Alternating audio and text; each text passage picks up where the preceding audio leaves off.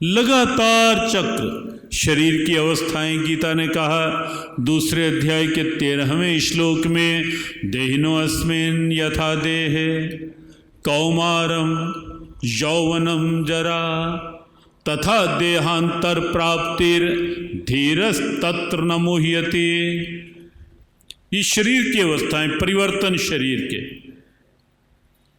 कभी बचपन है, कभी आप देखना अपनी कोई बहुत छोटे होते की फोटो आपके सामने आए, आपको आश्चर्य होगा, ये मैं ही था क्या, ये मेरा ही चित्र है क्या। हम बहुत पहले इस मार्ग में पूर्णतया आने से पूर्व एक विचार प्राय रहता था, किसी छोटे बच्चे को देख करके और किसी वृद्ध को देख करके ये चिंतन प्राय मन में रहता था, बच्चे को देख करके कि इसको भी इस अवस्था में एक दिन आना है, और किसी वृद्ध को देख करके कि ये भी कभी ना कभी बच्चा रहा होगा। हर वृद्ध कभी ना कभी बचपन की स्थिति में रहा होगा, और हर बचपन को कभी ना कभी वृद्ध की स्थिति में आना है। और इसीलिए बच्चों को, युवाओं को एक बात प्राय हम कहते हैं कि कभी भी वृद्धजनों का, बड़ों का तिरस्कार नहीं करो, क्योंकि आपको भी एक दिन उस अवस्था में आना है। कभी भी बड़ों के आगे तनकर खड़े होने की स्थिति नहीं, क्योंकि एक दिन ये आना है जीवन। तो शरीर की अवस्थाओं में लगातार परिवर्तन है, लगातार परिवर्तन है, लेकिन शरीर के अंदर जो शरीर की संचालिका शक्ति है, चेतना, आत्मा, वो अपरिवर्तनीय है।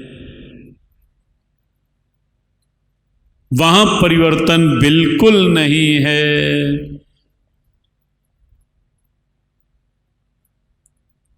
संसार परिवर्तनशील है।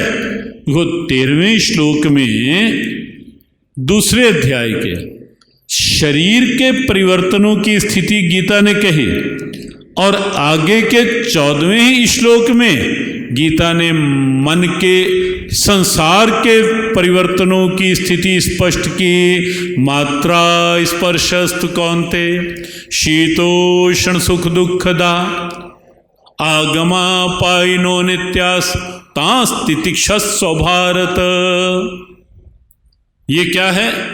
सुख दुख, सर्दी गर्मी, मान अपमान, जीत हार, लाभ हानि, दिन रात, संयोग वियोग, बचपन यौवन, जीवन मृत्यु, ये सब क्या है? ये व्यापक रूप में परिवर्तनों की गाथा है। कहीं भी आप देखें, सुबह होती है, शाम होती है, रोज देख रहे हैं ना हम। प्रभात हुई हो और प्रभात में रुक के रह गई हो। कभी ऐसा तो नहीं हुआ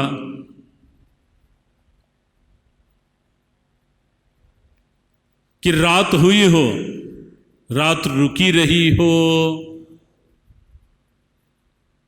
कभी नहीं हुआ। लगातार चक्कर में है सब कुछ, संसार भी, शरीर भी, परिस्थितियां भी, पदार्थ भी, प्राणी भी, सब कुछ। लेकिन अपरिवर्तनीय सत्ता वो केवल और केवल परमात्मा है, शाश्वत सत्ता। अब एक बात को और समझें, हमें शाश्वत सुख चाहिए या नहीं चाहिए? हमें सदा रहने वाला सुख चाहिए या नहीं चाहिए? कोई कितना भी नास्तिक हो, कोई कितना भी अहंकारी हो, कोई कितना भी बाहर की दौड़ होड़ में रचा पचा ये कहता दिखाई दे कि मैं इतना बड़ा, मुझे क्या लेना परमात्मा से, लेकिन एक दिन उसे भी परमात्मा के आगे सर को तो झुकाना ही पड़ेगा, मानना ही पड़ेगा, कोई विकल्प नहीं है। कोई भी नास्तिक सदा नास्तिक नहीं रह सकता, कोई भी नास्तिक। जब गालिब जैसा व्यक्ति भी जो जीवन भर कभी मस्जिद नहीं गया, नमाज नहीं की,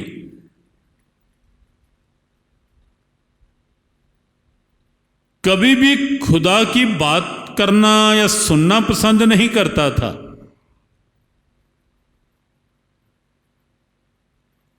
लेकिन जीवन के अंतिम दौर में आकर उसको भी ये कहना पड़ा, आ ही जाता है जिंदगी में ऐसा वक्त, करना पड़ता है सबको अल्लाह अल्लाह। गालिब के शब्द हैं, और ऐसे एक गालिब नहीं, लगभग ये एक बिल्कुल सर्वमान्य स्थिति है। कोई भी नास्तिक सदा नास्तिक रह सकता नहीं। क्यों? क्योंकि नास्तिक को भी आखिर शांति तो चाहिए ना। किसी नास्तिक से भी पूछोगे तुझे सुख चाहिए या दुख, तो क्या कहेगा? दुख चाहिए। सुख चाहिए मुझे। मानसिक शांति चाहिए या नहीं? मानसिक शांति चाहिए। सदा रहने वाली चाहिए या नहीं? चाहिए।